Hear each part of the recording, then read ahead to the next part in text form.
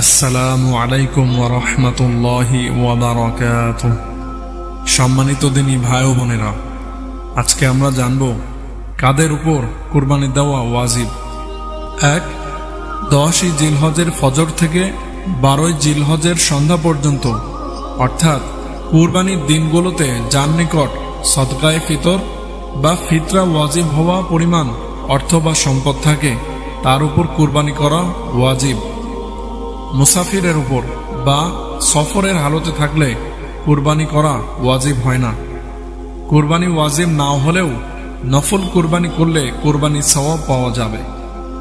কুরবানি শুধু নিজের পক্ষ থেকে ওয়াজিব হয়, সন্তানাদি, মাতা পিতা ও স্ত্রীর পক্ষ থেকে ওয়াজিব হয় না।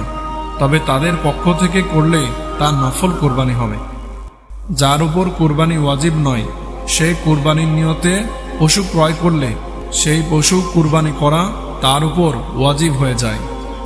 কোনো উদ্দেশ্য হাসিলের জন্য কুরবানির মান্যত করলে সেই উদ্দেশ্য পূর্ণ হলে তার উপর গরিব হোক বা ধনী কুরবানি করা ওয়াজিব হয়ে যায়।